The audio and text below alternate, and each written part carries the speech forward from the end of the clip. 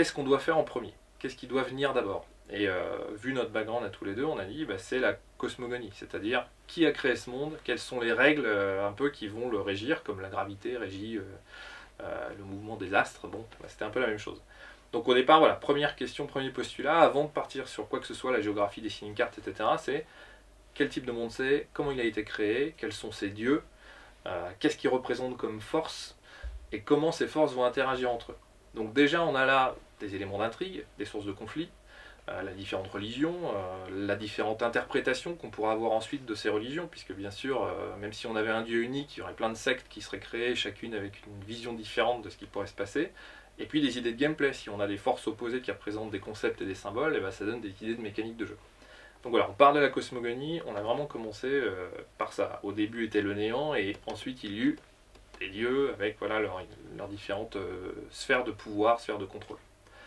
À partir de là, on a dit voilà, maintenant on a les dieux, il faut définir quel type d'univers c'est en galaxie, espace, infini, est-ce que c'est un monde plat comme une pizza, est-ce qu'il est unique dans l'univers. Bon, au-delà de la cosmogonie, voilà, ça va être quoi notre terrain de jeu en fait.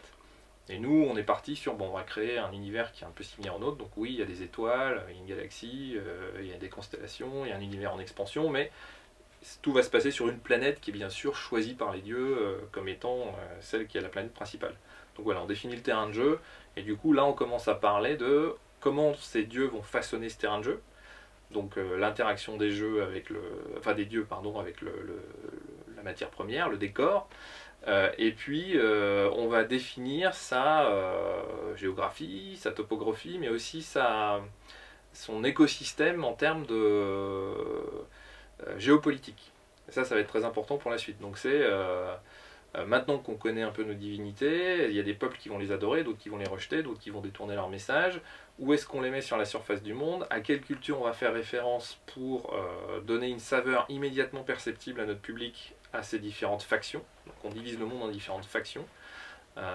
On essaie de se baser tant que possible, puisqu'on est dans un univers de high fantasy, mais même de manière générale, c'est quand même souhaitable, sur des références que les gens ont. Donc ça peut être des références historiques, mythologiques, ça peut être de la pop culture, on peut faire, ça va être les gangsters, ils vivent en banlieue, voilà, peu importe. Mais du coup, voilà, que même si on est dans un univers imaginaire, les gens accrochent plus facilement.